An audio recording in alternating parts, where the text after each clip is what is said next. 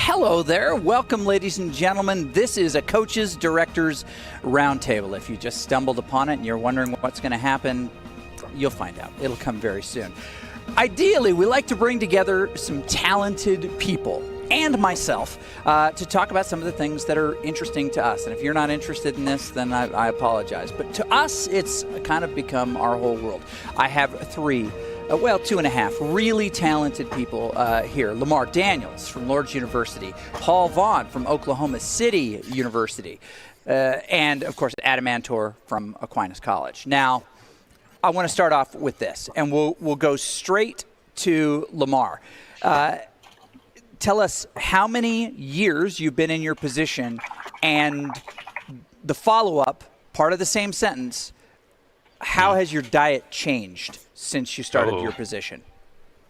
Oh, that is a good one. So I've been here at Lord's for a year and a half now. I'm midway through my second year at Lord's. Took over for the program. I was around for 2 years before I got here. Now, how's my diet changed? Honestly, my diet was about the same as like what it was in grad school. So I was in grad school for 2 years before it, right? So I got that living on my own experience. But I will say, COVID definitely, I won't lie, made things rough. I normally am a very active person, and having to kind of be inside for an extended period of time did kind of, I put on, I'll say a few pounds, but I'm currently in the midst of like working that off right now, which I think I'm doing a solid job so far. You don't have to apologize for it. I mean, it's like COVID has changed everything. Yeah. Paul, same question. How long you been in your gig, and how has your eating changed? Sure. So I've been at Oklahoma City University for 1 year as of February 1st.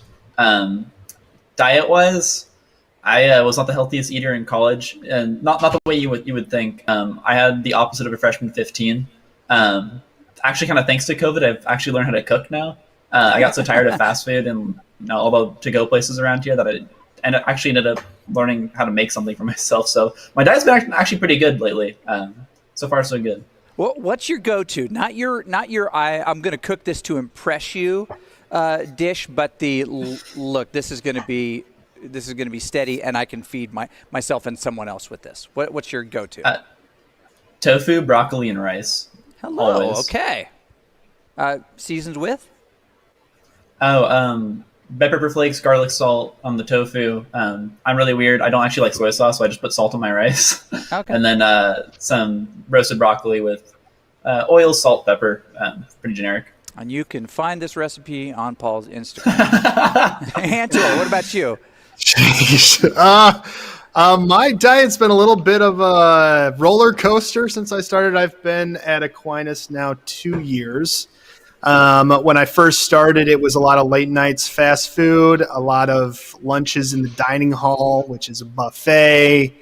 But since COVID, no fast food really, too lazy to leave the house, and a lot more home-cooked stuff.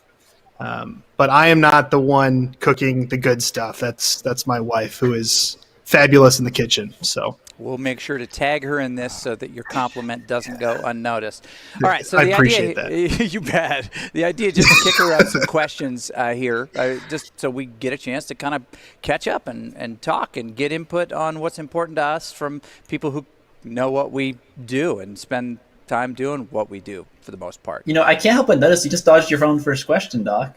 Oh my gosh. Okay, well I'll give it to you easy. Got him. Honestly, I have to since I'm here at the arena. A lot of folks have had to move their entire operations to their homes, and on Discord, we still do stuff here every day. So I spend a lot of time here every day, 12 to 14 hours most days, and so I have to have things that I can be walking past my locker, grab and eat on the way to go do another thing. So my diet has changed in that I have a lot more almonds, cashews, can grab a handful of something, more healthier bars that if I need something pretty quick, and more Panda Express, rice and veggie bowls than one should ever be subjected to.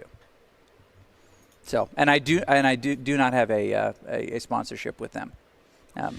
But you would think I do as often as I'm over there. It's never a good idea when the people at Panda Express know you by name. While we're still on the topic of food briefly, have you guys ever heard of Huel? No, give us the details. All right, you ready? It's this meal replacement. I don't know what to call it. Formula that exists. You blend it up with water, and it's basically all the nutrients of in a meal. Tastes like almost like drinking oatmeal, but you can make it and eat it in like 10 minutes. So total. It's kind of like Soylent Green. It's a little bit like dystopian future nightmare. Okay. Is it people? But yeah, it I mean, I don't want to. I don't think so. I can't confirm that. Okay, all right, but it may be people. In a pinch, it's saved me a few times. So also not sponsored, but definitely worth checking out if you need meals on the go. How do you spell that? What was it? I think Huel. Huel. I'm definitely gonna look into that. It's not one of those appetizing brand names, but I wouldn't say that. yeah. Okay, so let's kick this off. We appointed Lamar to be the first one to kick a question into the group. So, without further ado. Wow, feel very honored. Of course, totally prepared for this. But something hit me, and it was because of what Adam had said about. Also, side note, Adam, take that as a blessing that you have, someone who's willing to help you out with the meals and cook, from time to time. But for those of you who, and I know Adam because he just mentioned, I don't know anybody else here who is married or has a family life at home. How do you deal, just kind of over your course of time in your job? How have you dealt with we know in esports, traditionally your practice times are late, traditionally your games are late, but specifically with your scrims, right? Usually if you want to get good, consistent scrims, they're going to be later in the day. How have you been able to find the balance of that? Have you kind of just sucked it up and be like, well, from 8 to 10, I'm always working? Have you kind of been like, we find a good scrim partner that's going to scrim us at 4 in the afternoon to give me a couple, some free time on that? I've always been interested to hear how other people kind of structure their practices around that. So your question is, how do you balance family and the oddly evening-centric schedule of esports, right? Yes, yeah. Adam, you definitely. You first. I got to hear this. It's a good question. So my wife works from home, which helps a lot. We usually have breakfast together, lunch together, and then dinner together. So we kind of structure our meals as kind of like our time. And then any night off, we're trying to hang out, watch Netflix, whatever. But I think there's a really important piece in that question that needs to be addressed by everyone in a role of head coach and director. And it's how do I structure my program to fit a healthy life balance? And it's a question that we haven't asked ourselves. I don't know how many times I've heard a coach that says, I work 65 hours a week. And it doesn't sound sustainable to me. So I'm in the boat of that's not what we should be doing, aiming for. So I think there needs to be a broader conversation at some point about what the expectations should be. And it's a really good point, because it isn't sustainable, and it doesn't buffer the strange things that pop up. We have some really talented folks who can assist with that. Now we've got coaches who don't live here, but help to manage a few of those teams. And a couple of years on now, they're trusted to know what to bring forward and what what they can manage themselves. I'm lucky to, and cue camera 8, Alex. I'm lucky to have the amazing Alex Moore as a full-time assistant coach here. Leads up our League of Legends stuff. There he is. He's running the show today, which allows me to kind of have that conversation, late in a broadcast night. If it's not one of the varsity teams that I directly manage, I can kind of look at him and go, "We good? You wrap this up? We good?" He took the night off last night. Well, we just try to split those things up. But Lamar, it's a really good question. I joke a lot that my secret is unhealthy work-life balance, and that is kind of true. But I also think regularly that I have to get to a point where I I can repress the desire to have my hands in everything, and I can walk away. And part of that is you come up with, I think you come up with ways of dealing with the stuff that's problematic, so that if it happens, you've shared, here's what we do, and here's how we report it if it happens, so that you don't have to be present in every moment, right? And part of it is picking good people to make sure that those good people are on your teams or leading your teams if you don't have an employee or someone paid to be there, that you have the right people. So, and those are tricky to find when you recruit. I don't know. Paul, what about you? I mean, you spend a lot of time. I guess fortunate. Yeah, I'm pretty lucky in that I don't really have. Since I moved to Oklahoma City, I'm away from Boise. No family in the area. No family in the house. It's just me and a roommate, so I don't really have to hang out with, watch Netflix with him, unless he really, really is feeling lonely or something. But yeah, I mean, I guess I'm in a unique position where I really can't. I can have the unhealthy work-life balance without too much penalty from outside sources. It's not the greatest, and it's not sustainable still.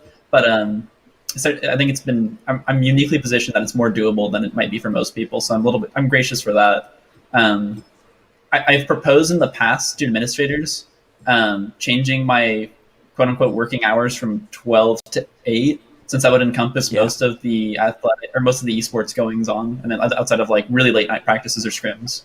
But that's been shot down just because really? There's so much that happens early in the morning that they still need me, to be available in case like the academic program at our school has something going on that they need help with, or I proposed it, but it might work out for someone else, but for me it didn't work out. I don't know. I guess that's really all I have on that. Yeah, it's funny you mentioned that, because that's something I think we've tried to implement. I see Alex; he's not on camera, but he's nodding. We've tried to implement that midday to, to evening time as our thing, and which has helped, right? Just not scheduling things too early, but we also don't get asked to do that many things early. We kind of control our schedule in that. Lamar, what about you? I mean, so what have you asked this question, but you probably discovered some things that work and don't work. Do share. Yeah. One of the biggest things that has helped me is that our grad assistant, we've been kind of splitting up the load a little bit with our, obviously, primary games you have in collegiate will be Overwatch and League of Legends. He has far more knowledge of League of Legends than I do, so he works a lot more heavier with them. Whereas, like, it allows me to take that time off, that I don't. There are some practices that I can trust that somebody else can run for us and kind of, look over that while I work more primarily with our Overwatch teams. But it has been like one thing I wish is like I would love, and I know like some platforms are out there trying to set up like, hey, you can use our platform to set up scrims and everything, which I get. It's a lot easier just to post in some Discords, but like I would love if you find like those consistent partners that are like, yeah, we'll go 4 to 6 because you're at college, they're at college. Yeah. Hopefully their students have been out of class by then. Your students are out of class by then. I think most traditional day classes are going to be done by 4, right? I think it'd be awesome to be able to set that up. And I think the collegiate scene has enough structure and enough people out there to be able to do it.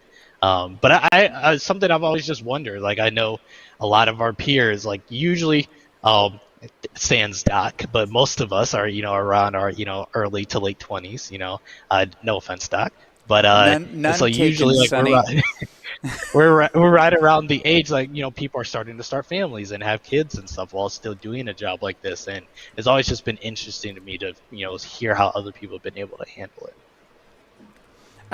It's an ongoing adjustment, right? I mean, and semester to semester, things change. No one expected the COVID thing, right? Yeah. Well, David Hasselhoff suspected the COVID thing, but anyway, that's a conspiracy theory for another day. Ryan Seacrest also was involved in that, but I'll share that later. The point that you make is a really good one. Is getting that balance, and I can say and Adam, has this been your experience too? As more schools have adopted a varsity moniker, it's been easier to find better, scrim partners earlier instead of that 10 Eastern time block. Yeah, 100%. I mean, we just picked up a new League of Legends scrim partner on Wednesdays at 3 p.m. From Drury University. So, I'm jealous. good friend Michael Jones over there. With class schedules, the only time we could get was a 3 o'clock scrim block, and reached out to Drury, and they could make it work. So, That's definitely awesome. have experienced that. Yeah, being able to find those earlier in the day has been interesting. Okay, so I'm putting Adam on the spot here, like a 5-minute counter for his question. Eyes get big, but I'll put it in. I'll suggest this here.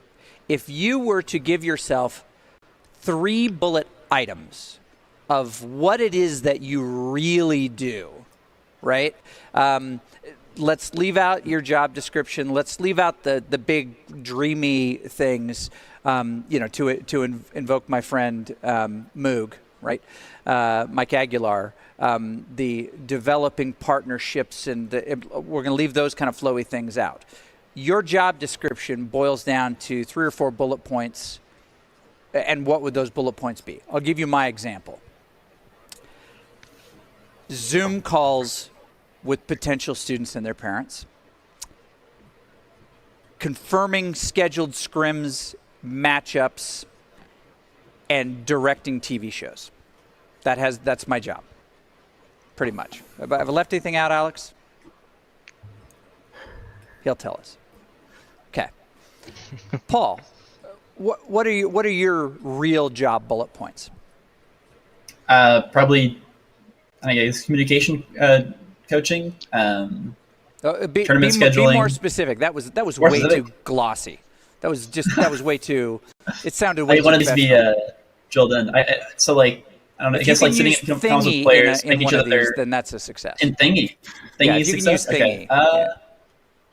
My improv's not so good. Right.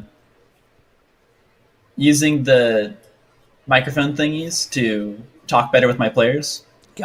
Teach them to talk better as well. Good use of thingy. Tournament scheduling, so just getting all kinds of events scheduled with the local groups around us, and then probably trying to raise funds for our arena would be like the 3 main things. Adam, what about you? That's a good one. Discord messages with recruits. Nice. Would be one. The next would be, I'm going to throw out student and personnel issue resolution. Okay. And we'll throw academic in there. We'll throw drama in there. Right. And then the last would probably be Twitch coordination. Just making sure somebody's on the Twitch when we have a match. Yeah, I think that's probably most of my time. And Mr. Daniles, what about you? I think there's some overlap. I'm definitely with Adam on that first part of Discord messages or calls with recruits. That's definitely a main one. Secondary one would be probably consistently studying the game of Overwatch and applying it to our team. And then the last one is managing egos and the lifestyles of young adolescents. And a lot of times on some of our teams, you got to manage the egos, and not necessarily the, oh, I'm better than you, but like, hey, coach, I want to play this, or I want to do this, right? And getting people to realize that the team is greater than the individual parts, right? And kind of teaching those life lessons as you go on. Yeah, it's crazy. They can be super tricky. I had a student a few years ago who, really strong League of Legends player, and then just up and decided, I want to play Overwatch. Make it happen. Swore at me, said all these terrible things. Actually, that part's not true. But it is. I mean, that's an interesting thing. So as I kind of lifted some different things from different folks, Paul, a huge part of what you do is tournament organization. You're a TO in a sense, right? Yeah, absolutely. It's been a lot of passing that knowledge on to kids as well, putting kind of tournaments in their hands, because I can't do all the rules. But as much as I would love to clone myself Yeah. 5 times and run a tournament, I need to give it to students. Got to start passing Yeah. it on and passing on that knowledge. Yeah. Yeah, passing on the knowledge in the awareness that it's probably going to fall apart a little bit, and that's okay. That's Yeah. that's the hard part. Is it's like passing on a recipe to somebody you could make it better, but you've got to let them make it, and you've got to let them make it poorly, so that over time they can make it better, and you can be you can. I'm not move always on. true. I've botched my fair share of tournaments as well.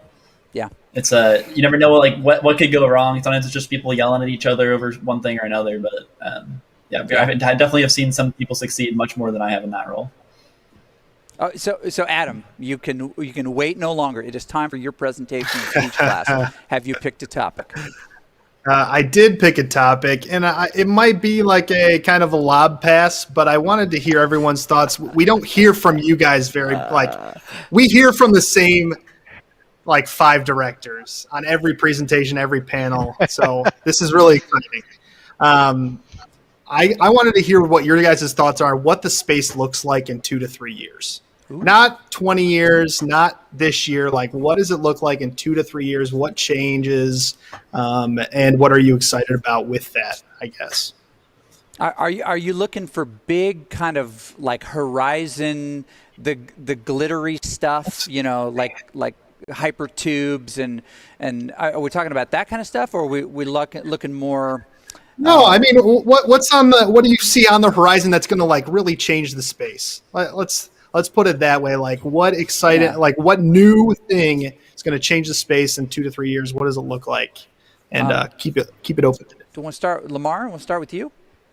Yeah, and I'm gonna give a positive and a negative that I hope doesn't happen, but that I think could happen, and I think be good to kind of address it. I think I'm gonna start with the negative first, so we end on something nice. I think one thing you'll see maybe in 2 to 3 years is the increased administrative support at schools, specifically because of burnout of directors. I'm just hearing consistently, at least once a month, and it hurts to say, but I'm hearing consistently once a month, somebody had to step down, or somebody has to get a new job, or someone has to move here or there, or find something else, because it's just so much to do on one person sometimes. So I hope that doesn't happen. I hope the administrative support just improves across the landscape and the scene without having that happen.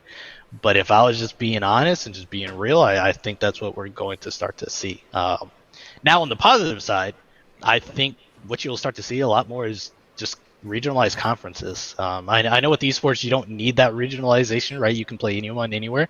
But I think a lot of schools are going to look to, kind of set up conferences, whether with their traditional athletics conference or whether like we've done, or I know Aquinas has done as well, where we've set up regional conferences with some other schools in our area that have esports. So I think you're going to start to see that a little bit more. I think it's just healthier for the scene. It allows your students to have some more attainable goals. Not every school is going to be able to have national championship as a goal. And usually in a traditional sport, right, if national championship's not your goal, usually at least you have your conference as a goal, right? You want to make your conference playoffs or try to win a conference title. I think you'll start to see more and more schools join things like that, so that they have a little more structure on not only what their goals can be, not only who their opponents are, but just more consistent play on a week to week or month to month basis. So I think you're going to start to see that. I would agree with you completely. That's the way of traditional sports. I mean, it did start with 3 schools. A lot of people don't know this, but Rutgers, Yale, and Aquinas, first 3 schools to play football. I'm kidding. Princeton was the 3rd one. And when there were only a handful, it made sense to have them all play together. But obviously there are conferences and divisions within conferences. There's all these subdivisions, so that you're not always losing to the highest and most attainable goal in the land that only a handful will ever really be in that zone for. But you can have these other goals that are attainable to be competitive within your conference. And we've been lucky to play in the Mountain West Conference. This year we have all 12 conference schools participating in one or more of the games. So that's huge. So a conference championship for us is the primary target. The others, it's just progress. Can we get to the next level of this tournament this year? Can we increase our performance against these schools, right? But having those broken up, I think you're right. But not to steal your idea. What about you, Paul?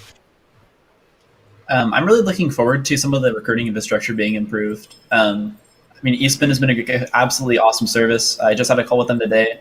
And even like for some of these roles that aren't really traditionally existing in other programs that are similar to esports, like we had a talk very briefly about all these universities, and ours included, are looking for graduate assistants, right? Mm-hmm.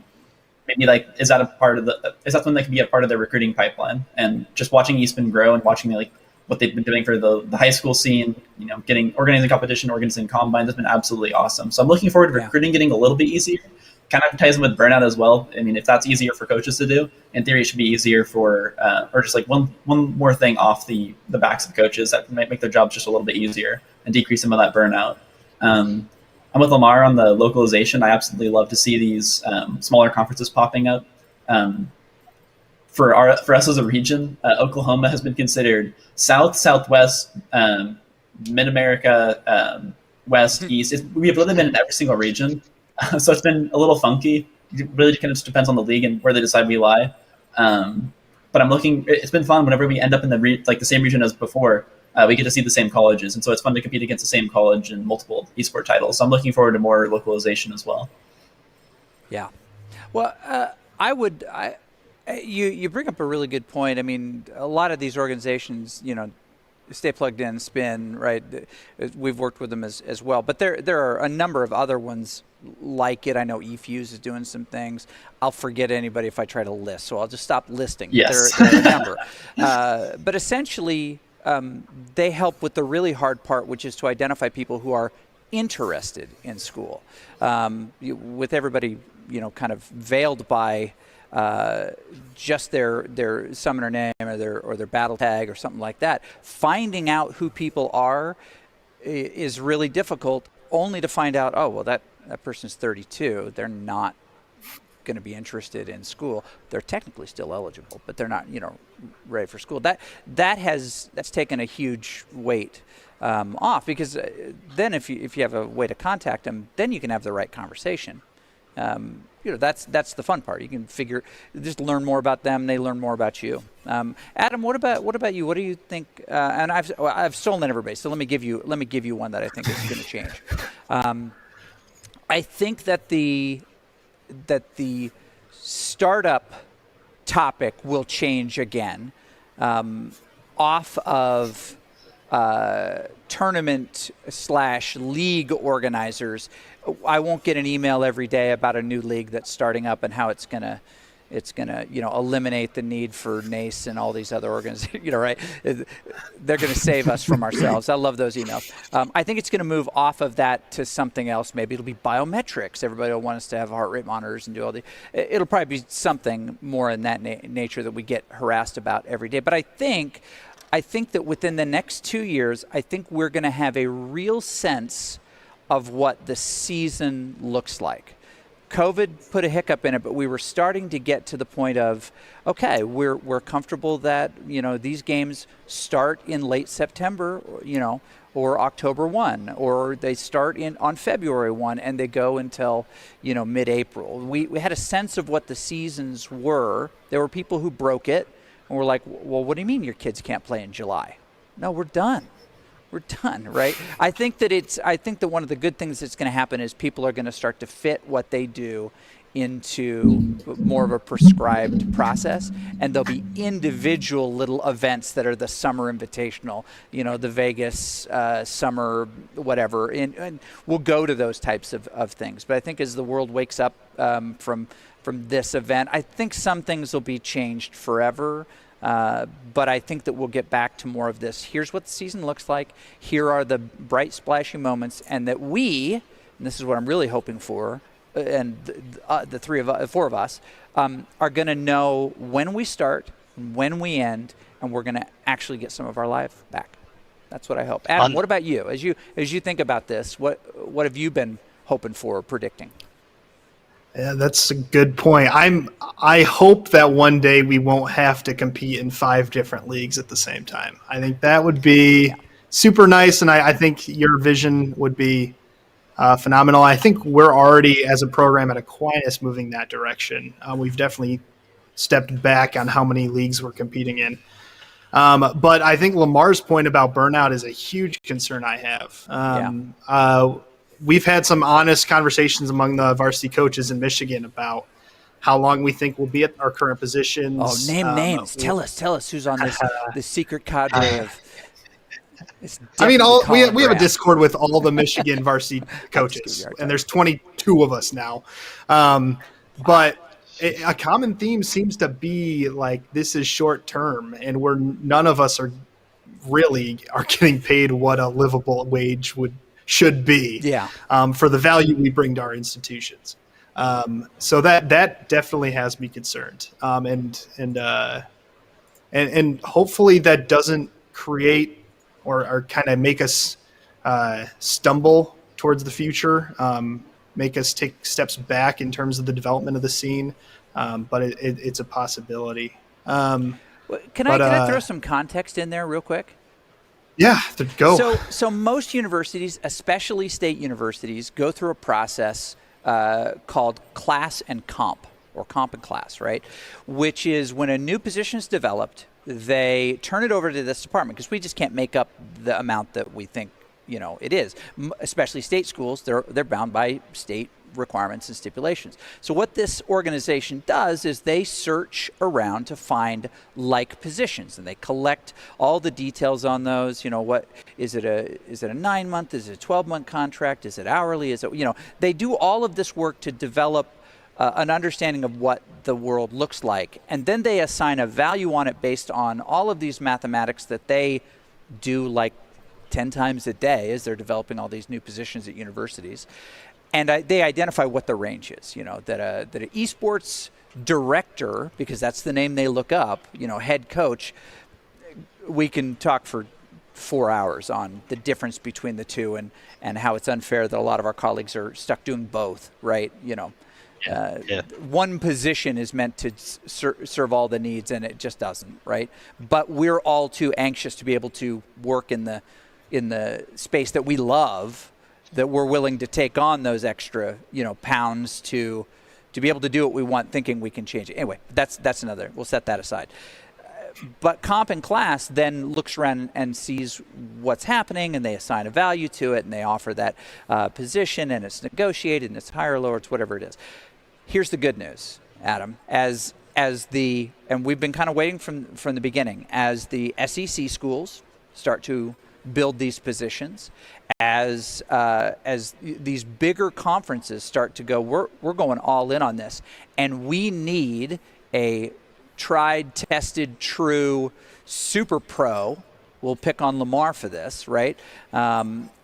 That we want to go out and recruit this person, and this amount is going to go up. And just remember that that game in the arcades where you put the token or the quarter in, and it would fall down, and that thing just kept kind of moving it, and you try to get it to fall and to give you give you all the money, or the tickets in that case. Over time, all of these comp and class calls raise the amount. And as the bigger schools get in, who are willing to pay for bigger talent to recruit a Clerky, or to recruit away a Chad Smeltz from Harrisburg, or hold on, let me troll here just a little bit. Let's just do it because he's probably watching. Recruit away a Colin Graham from Davenport. Then all of the amounts go up. Also, over time, the longer we're in our positions, all state schools especially, the amount goes up incrementally. Sometimes related to cost of living, but often just related to advancement as well. So it's never fast. It certainly won't be instant, but those numbers will continue to go up. And while it's somewhere around 40,000 right now, as I think, maybe not an average, but maybe a median, kind of amount, that's going to continue to go up. And where will it be in 5 years? maybe 50 to 60, depending on where. But the key really is big schools coming in and wanting to be competitive and take away talent to do that. Take away talent from other places, like Mr. Graham himself. I don't know. That's been my feeling about this, because that's kind of the way it's gone in other related positions at universities, right? College football coaches didn't start out making $7 million a year, right? The average is over $1 million for a Division I football coach, and the key is the standard economics rule of scarcity adds value. If there are only a handful of, barn burning phenomenal coaches, we've got to pay more to get one, right? But that raises everybody's overall, right? Because we're going to lose ours if we don't go up a little bit, right? So on that note, I think it'd be interesting. Oh, go ahead, Adam. No, you go. No, it's you. You're first.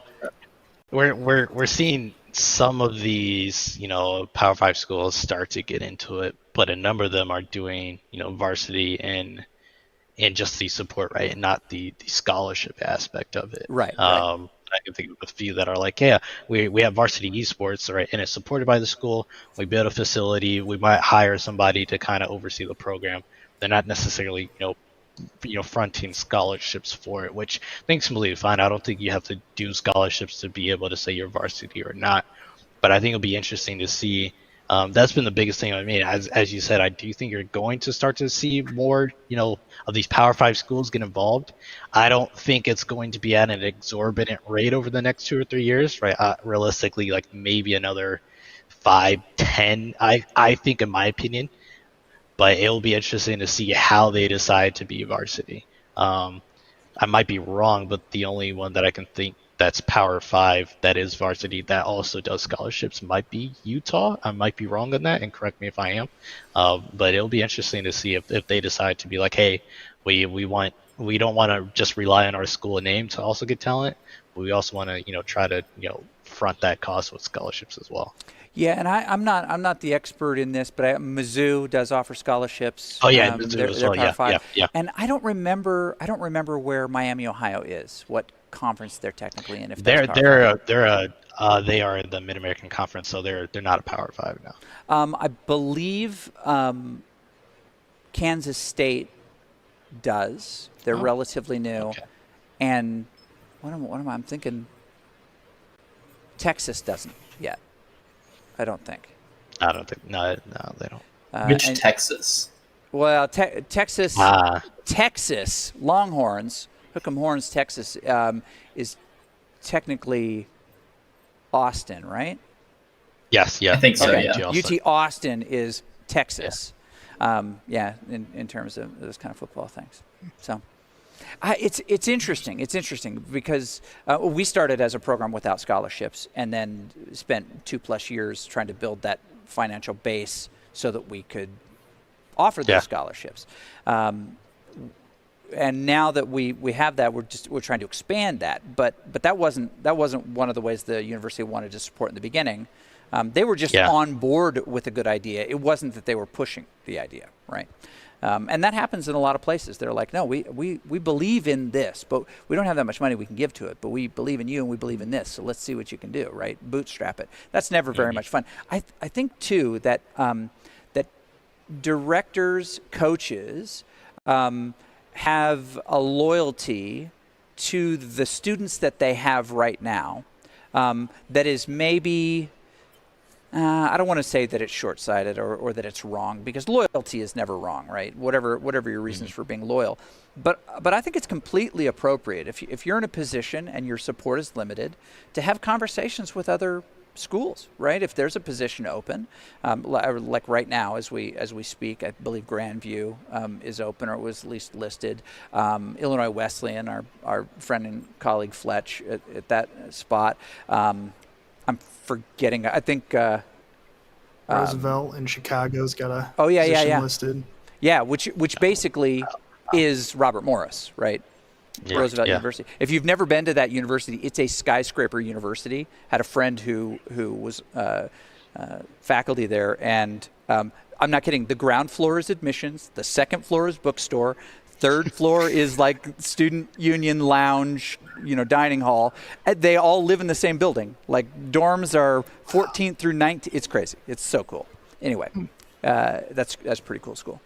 But I think I'm of the belief that it's totally appropriate for you to have conversations with folks that where you can look and see what's different. I think it benefits you. Now, you don't want to say, well, hey, I've got this offer over here. Can you match it every year? Because, after one of those exchanges, they're like, no, have a good time, right? You don't want to you don't want to play that card. But I think it's okay to have these conversations with folks, and it's not disloyal to your students, because most of the time you're not going to go somewhere else, and you'll bring back some understanding and some knowledge about how they do it. And you can ask them pointed questions in an interview. It's like, so what is your path to scholarships? Right? And if they're like, well, we hope that's you, right? Then you're like, okay, that's kind of what I have where I'm at, right? But if they say, well, we're going to use this and these two things, and what's more important to you? Is it tournaments that bring students to campus, or is it winning? Is it, is it rings? What is it? You can ask those kind of questions. You only get smarter from talking with more people, unless you talk with me too much, and then we both get dumber. So I apologize for that. Paul. Adam had something on. Adam, hit us up. Oh, yeah. I just wanted to put in that that would be a concern of mine is if coaches leave, what do those programs look like once those directors leave? I think what we've seen right now, and I think there's an argument to be made that I'd be willing to make, is that a lot of these successful quote unquote programs are led by directors who have created that success. And without those directors, I think their their sustainable success would be put into question. And I would be worried about that type of exodus when it comes to the good coaches being picked up. But then I'm also worried some of the bigger schools in our area are going a more supported club approach than an actual varsity program. And what's happening is it's kind of like a additional voluntary duty of a full-time employee in another department who is now the quote-unquote director of esports. Yeah. And then that's how they're passing it off. And that worries me when I'm looking long-term, and the potential of going to a bigger school years down the road is, are they actually going to be supporting it with a full-time position? I'd like to think, yes, that's the only feasible way to be successful. But that's just I'm kind of biased because I'm in the esports world already. So let me ask you. I think that's interesting.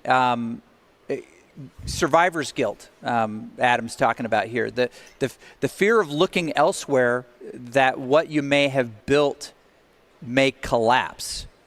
That's interesting. And I know we know colleagues who have had that issue. There's some colleagues close to all of us right now who are moving from one position well established to another one that just is a new opportunity, a new thing. And there is already that kind of that guilt of, oh no, what's going to become of this when I leave? What do you guys think?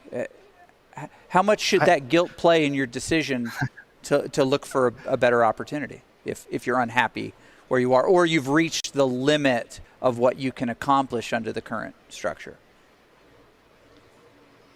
So I can go. Oh no, Paul. We'll go Lamar, then we'll go Paul. Paul. No, Paul. Paul go. Okay, Paul. Okay. I was gonna just say that I really like what Fletcher was doing. He's very active right now in the role of picking up their second director. You always see him, he's been adding people, messaging people, looking for someone actively that he knows is going to be a good fit for that role at that university because he cares so much about his students. So I thought that was a really good example of if you want to avoid the guilt, it might be the best way to go about it is just having a very active role in the selection process for a successor. Lamar, what about you? So Paul suggests being active in that process. In his location, that's welcome, right? That's a very welcome thing. It may not be in every case, but it is in his. And he's a really strong personality. I think I'm probably even underselling it by saying it that way. Love to you, Callum, but you scare me. Have you seen his photo? It's all mad photo. Lamar? I think that's an interesting question. So I was a college athlete. I always at some point, especially when I got to grad school, knew I wanted to work with college athletes. And I was strongly considering coaching, as I had coached track and volleyball, high school and collegiate. And it didn't really cross me that at some point, right, you're going to have to leave, and we're not even just talking program, but students, right? Yeah. Like unless you get to a job and you're there like for your entire career. But even then, when you retire, right, like there's going to be at some point where you just recruited a freshman, and maybe a few months or a couple months down the road you end up leaving, right? And or you leave someone right before they're about to graduate. And as someone who thought I'd always be coaching and never didn't specifically think esports until later on in life, I knew that, but I didn't really realize it until I started my job at Lords. And now I'm at that position where I'm like, man, like it'd be really tough to leave, some of the kids that I have, and because I love each and every one of them, and I'm blessed to be able to work with them all, right? And to know that maybe there is someday that I do have to, but even if I'm at Lords for the rest of my life, I'm gonna have to retire at some point, right? So, I think that's tough. I think it's a situation you don't really know until you get there, until you're at that position where you're just like, this is tough, but this will be good. But I think Paul makes a great point of making sure that you can have, or hopefully you can have, a say in whoever else is there, so that you can help still build on what you've left behind. Because at this point, I think it's interesting in esports. A lot of programs, like kind of what Adam said, are connected with the name of the director. And you don't really get that in like traditional sports, right? Like when you think of a lot of, really good D1 programs with athletics, right? Usually you'll think of like the basketball coach or the football coach, not always the athletic director. But I think it's interesting in esports where these names are specifically connected to some of these programs, right? And now that you have some of them, moving on to other opportunities, right? Like that name is no longer there. How does the program move on with it, and how does the program take the next step forward without being that name, right? You think of Maryville, you think of Clerke, you think of Harrisburg, you think of Chad, right? But now you have two other really great programs, Grandview and Illinois Wesleyan, where that name that was attached won't be there any longer. And how does that program decide to move forward? I think will be interesting for us to see. I like it. Okay, so I'm going to throw a question out to you guys real quick, and it's a simple, short answer. Most of the time, we bear two titles, right? And we won't get into the details too much. But which and we'll just do this in two parts. On paper, which do you think is more in your camp? The role of coach or the role of director? Just on paper, the way yours is written up. Does your institution consider you more of a coach or more of a director? And we'll start with Lamar. These are just short answers. I think on paper, yeah, director. But okay. I get treated as a coach, like just in okay. Well, that was the follow up. And what do you see as your primary role? I see, honestly, director. Yeah, definitely. Okay, so director on paper, director in your heart. What about you, Paul? I have an interesting title. I think the official title on the job description is esports coordinator / head coach. I'm going to give you a middle ground answer on this. Oh, dear. I would say I'm an assistant director. There is a full director at the university, and so I claim the title of director, but I do a lot of I dabble in the director arts, I should say. So you think those are in alignment for you? Yes. Okay. Yeah. Adam, what about you? What do you think on paper you're more considered as, and what do you actually think you are? On paper, I'm considered coach, but my actual role is so little coaching; it's all directing. Yeah, so. And I'm going to mirror what you said. I'm probably more coach on paper, but I'm more director in real life. Yeah, I'm working to change that title. COVID made things questionable, but hopefully July 1, my title officially will be director. But the job responsibilities that are in the job description are much more coach. I've been fortunate enough to find game coaches to help out the program to take that responsibility off my plate. So Checking to see if there's any questions that these folks want answered, because I'm sure they want answers. I saw one of my players was actually here who very said, nice. "Will they take questions from chat at any time?" So Here we go. Let's take. he some hasn't chat put the questions, question. He hasn't put the question in there, but if you want, Mango, feel free. Well, let me throw it out to you guys then as well. Then just give us a sense of who's got another question for this group, something that's been on your mind, you want to check your understanding of, or you want to just know what people think. How about, what was the biggest surprise to you within your first year of starting? Ooh. Doc, you want to go first? I don't think you've had me go first You yet. bet. The electric light bulb. Definitely. Electric light bulb? Yeah, it changed everything. That was an exciting invention in the beginning of my career. I mean, I would have said horseless carriage, but we kind of all suspected those were coming. So, light bulb. What about you, Antor? No, biggest surprise was the time, was how much time I was going to be involved. And I came from a history of being a band director, so I knew that you could turn your life upside down with all of the additional things you schedule for yourself and all the people you work with and all the side projects and things like that. But I wasn't actually prepared for how much time esports would take. And I think a lot of that was due to when the matches were played largely and when the scrims had to happen, especially in the early days of, our scrim is at 9 o'clock local. And we're like, what? It's pretty crazy. Yeah. Lamar, what about you? I would say I'm gonna go to real quick. School support. There was, when I got to Lords, there like I was just walking around like the first week, and a number of people were like, "Oh, are you the new esports?" People say coach, people say director, people say coordinator, whatever they person in charge of esports. And so many people are like, "We're so happy you're here. We're so happy you're here. Like it's great that you've been able to come take this job," which that was amazing to me. A huge shout out to Lords for just how welcoming they made it feel. I came in expecting there to be a little bit of a stigma, but I didn't get that at all from professors, from other staff members, from other coaches. Like it was immediately like, hey, regardless of how you do it or how you compete, you're one of us, which I thought was amazing. The second one I will say is like the practice structure. I came from traditional sports, right? So volleyball, obviously you're practicing against other people on your own team. Track, you're just running, right? You're just practicing with the other team members. But to reach out to another school to set up a time to practice with them, like that was something that was pretty interesting to me. I'd been involved in grad school with our esports program, but wasn't too much on the operations side.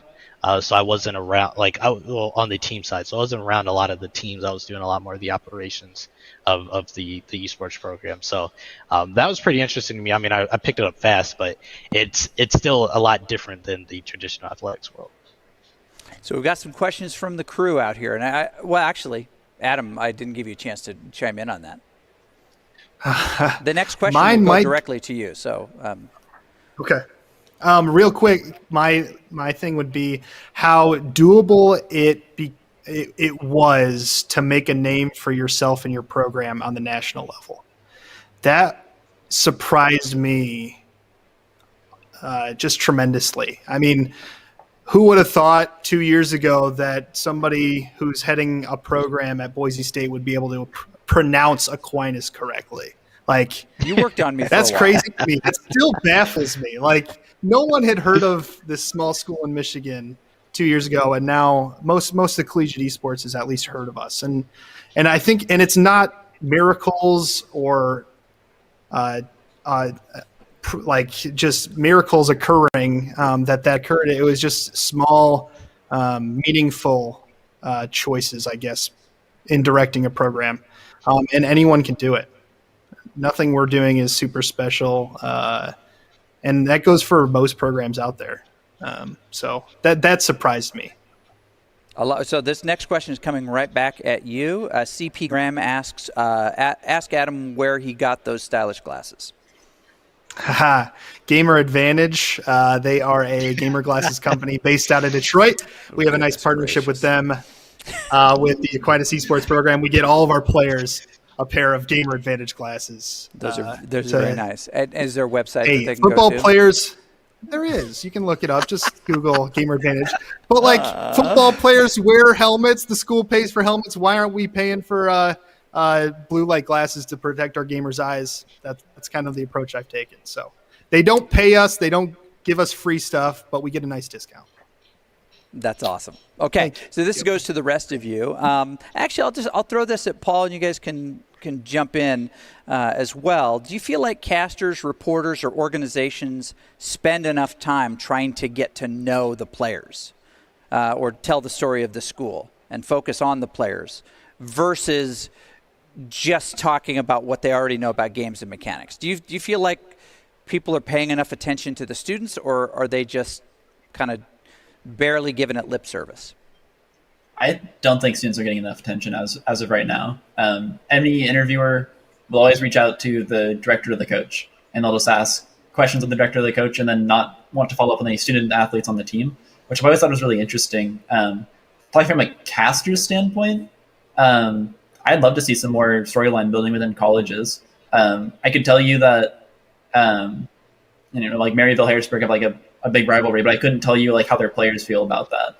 Maybe it's because I'm not looking in the right places, but I'd love to see some more of that, like those kind of narratives pushed. I think really interesting, really good for the scene. Okay, that's a good answer. Do you guys want to add to that at all? You don't have to. Okay. So I got another great question here. From an organizational standpoint, where do you feel like college esports should be? Where should it belong? Athletics, student life, academics, and you get only one answer and you can't explain it. Go. I just added that last part. Antor? Oh, he's hiding out. He's thinking. I think wrong. Lamar. I keep going back and forth, but I think it really depends on who is in charge of those departments is where you want to be. We have a very forward-thinking athletic director. I would like to be under athletics here, but at another institution, it could be different. Can we all agree that we want to be where the energy is, right? It does. The caption head is less important than the energy within it. Yeah. I mean, so if it was attached to the the school of cosmetology and the energy was there, that's the right place for esports. I think it's for us right now, it's arts and sciences, but I feel like it really depends, and I hate the "it depends" answer. I always want to give a more concrete than that, but until we can clearly define club, varsity, what exactly esports is within the space, I don't think you can really put it underneath one branch of every single college, because some colleges are going to have a club, and that would be more associated with student life. Some colleges have the programs that would be much more associated with athletics, or, I mean, I guess for us, we're still underneath arts and sciences. So I hate the "it depends," but I think that's the best we can give. Oh, that is such a cop-out. You get no points for that one at all. Unbelievable. Yeah, no kidding. Any other thoughts on that? I'm serious. Paul Mitchell Academy. Give me a call. I think we could spin something up and look fabulous while we do it.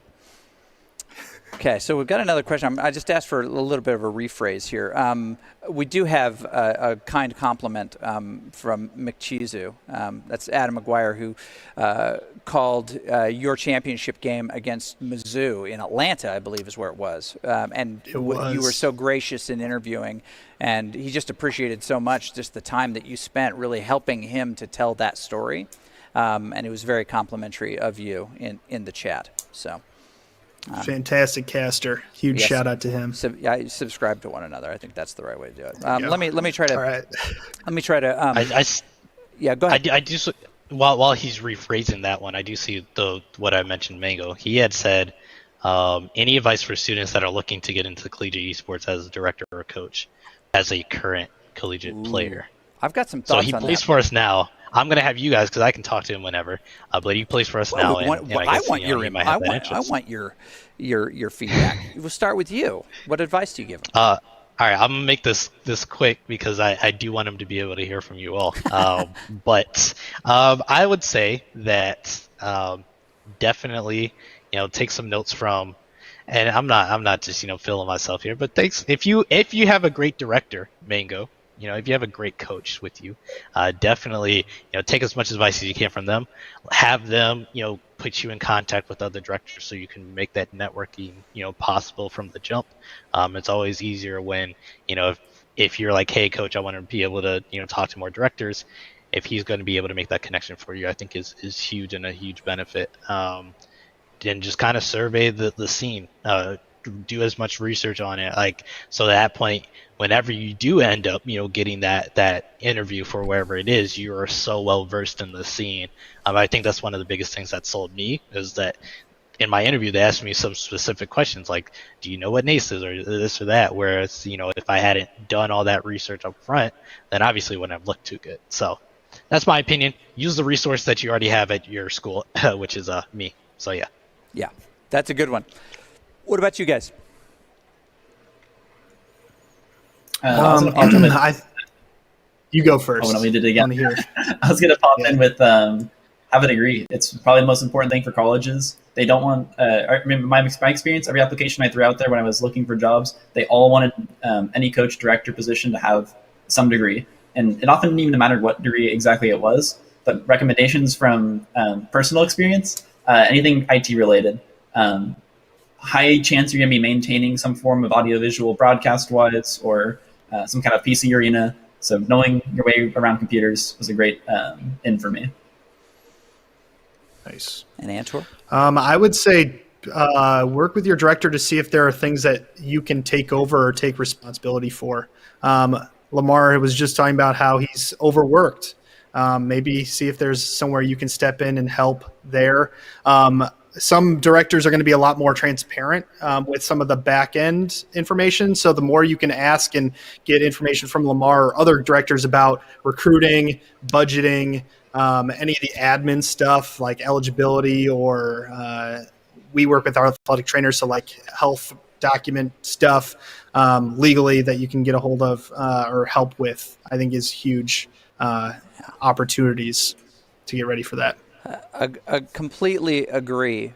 When you're in an interview, a lot of people don't know this. They think of the interview and they think they pick the person who's got the shiniest whatever.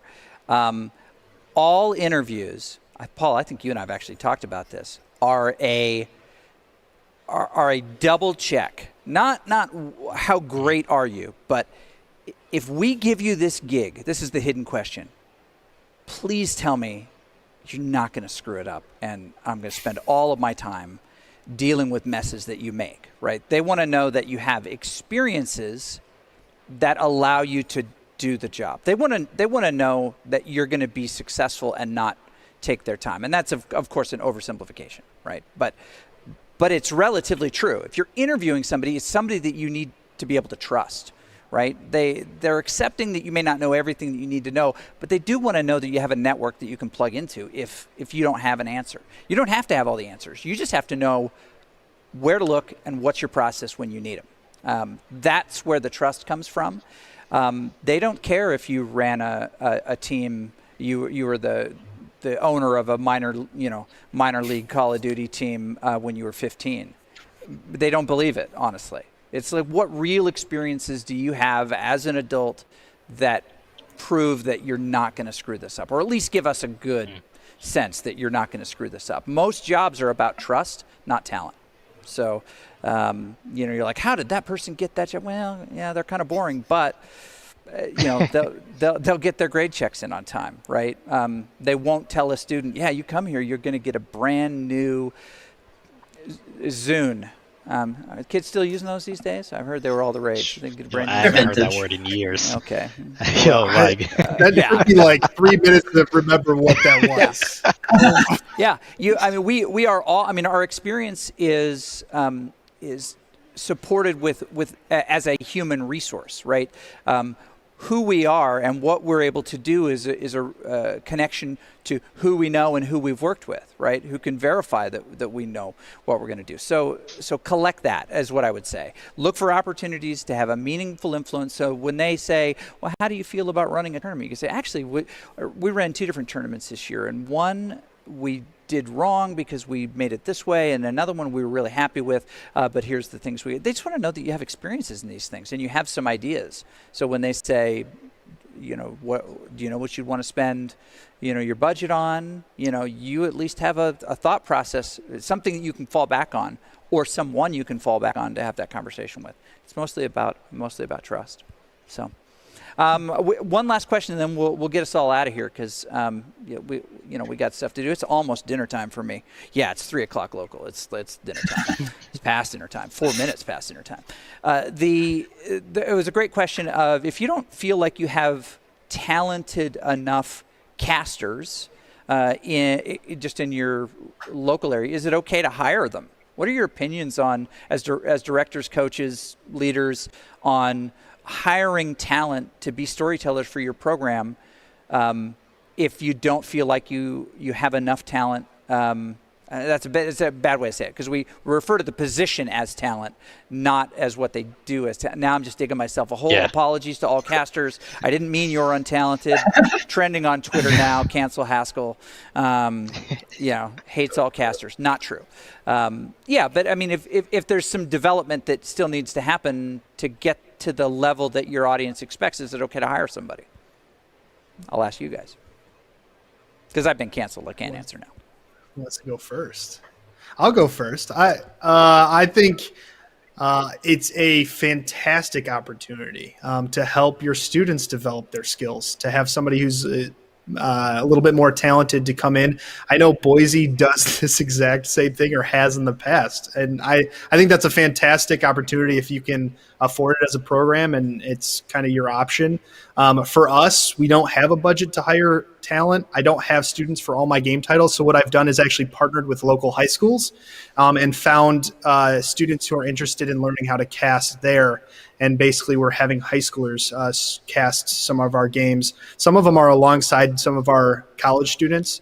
But then we have our Overwatch casts production is going to be 2 high school casters doing the whole thing. I'll be running the actual production, but they're going to be casting, and I'm really excited about it. And it's a unique opportunity to partner with local high schools. So that's another option. Sopan, what about you? I called you by your game. Paul, Mr. Vaughan. Right now, I put 2 student casters up for in a tournament once, and I think I scarred them for life. It was a relatively low stakes tournament, but I mean, it was definitely something I should have prepped them more for. So we've been since then.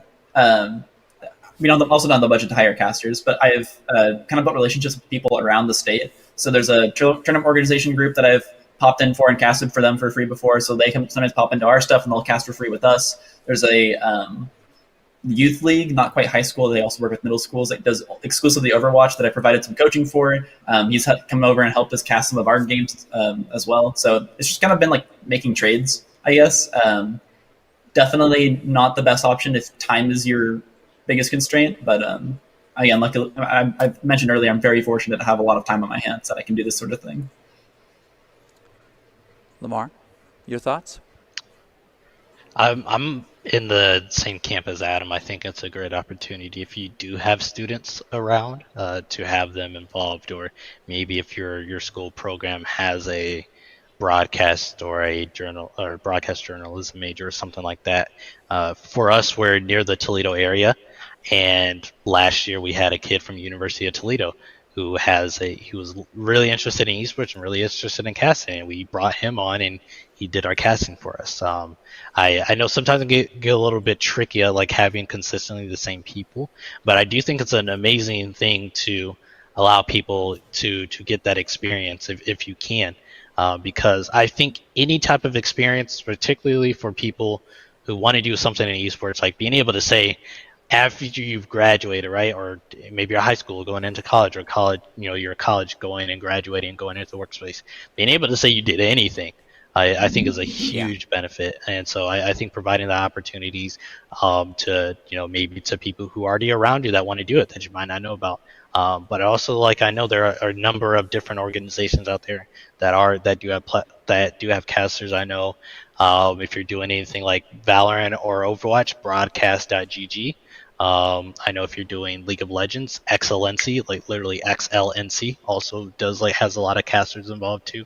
And there's some orgs out there that anybody's looking to just get more and more experience, and I think the collegiate scene is perfect to be able to provide that for people. I would agree, and I'll throw this out there. I mean, their initial question is it okay to pay people? We started by recruiting folks who worked in radio. I mean, Chizu, Adam, great example. We knew we were going to do a launch event, and we needed somebody who was a guarantee. Everybody said, "Oh, this is your guy." He'd done LAN, our big LAN events, and was already. He already knew how to navigate the furniture of a broadcast, right, without crashing into it. He knew what to avoid, right, and he knew where to sit, so to speak, if you follow my strange analogy here. And that's most of what young folks don't have experience in, right? They're constantly second guessing what they can talk about. There's not a lot of instinct. I believe that that good broadcasting training is an apprenticeship model. You're with somebody who knows a little bit more and can say, okay, so what's the first question you want me to ask you? And they're like, what do you mean want me to ask you? Well, because you've got to be able to talk for 2-3 minutes on something you're really passionate about. So what are you really passionate about? Is it the patch? Okay, it's not the patch. Is this other rework that's coming? Oh, it's that rework? Okay, that's where I'm going to start you, right? They understand what the building blocks of a good broadcast are, people who have done it. And so they're a great person to prepare and to train students to do it. Our model was we wanted to put somebody with experience with somebody with passion and drive, not that they're mutually exclusive, notably without the experience, right? And put them in a position where we could lean heavily on somebody who knew what the experience was supposed to be like and knew what the outcomes were, and the other, so that they could work that together, so that it wasn't just two horrified high school students, as Paul described, traumatized. Traumatized was the word I think you used, right?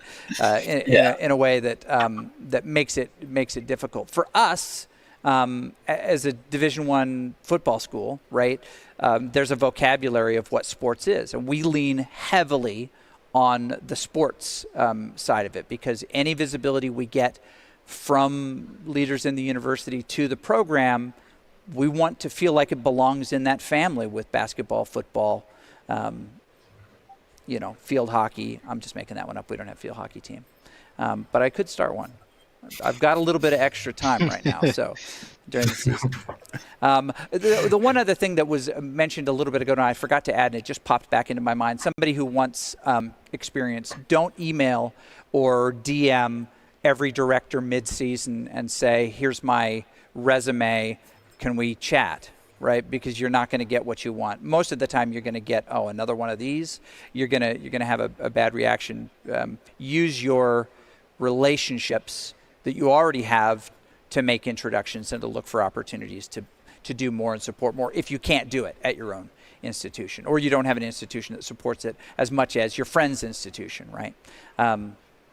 I would just say be careful at your offers, because we all get them, right? We all get the offers of, hey, I was season 3 GM, Jungle. I want to be your coach. I'm like, okay. I'm in the middle of dinner right now. Thank you for calling. Right? I mean, it's like there's no people like, get out there, hustle. Let's go hustle. You can get those. Well, yeah, but you can also burn a lot of future potential relationships by just not being sensitive of timing. Subtext: don't message any of us until May? Is that fair? Future coaches? Yeah. Okay. All right. That's what I would say relative to the last question and the question before it. But just in the interest of time, we'll just close on a final thought here. This has been awesome.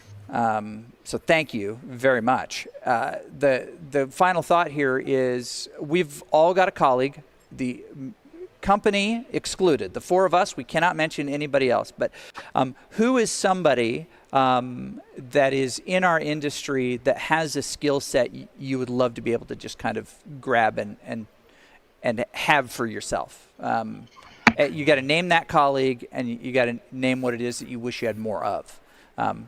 Skill or talent or one of those things. Someone. It's a shady way of giving a compliment, but You got to be specific. Let's start with. Hold on, I'm looking at your eyes, seeing who's got the answer. I'm still thinking. Antor doesn't have the answer, but he's got a good. Come on. I've got. Oh, fine. All right. Let's see what you I got. do have the answer. This one easier for me. I'm going to go with Cody Elson at Northwood and his recruiting skills.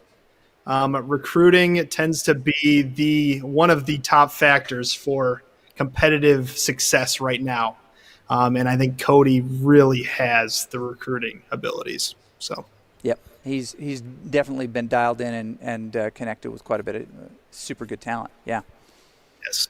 Yeah. Okay, Lamar. I'm gonna go not many people might know him, but I'm gonna go Derek Spinelli. Ooh. Mountain Union, University of Mountain Union, right? Okay.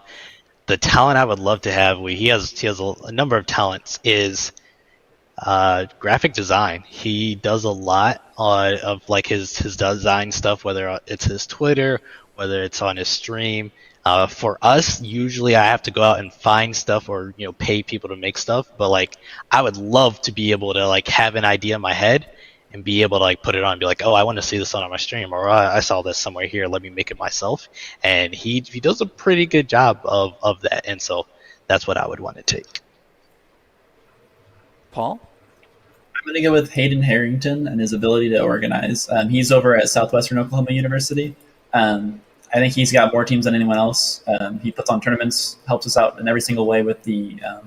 I think Adam kind of answered this earlier.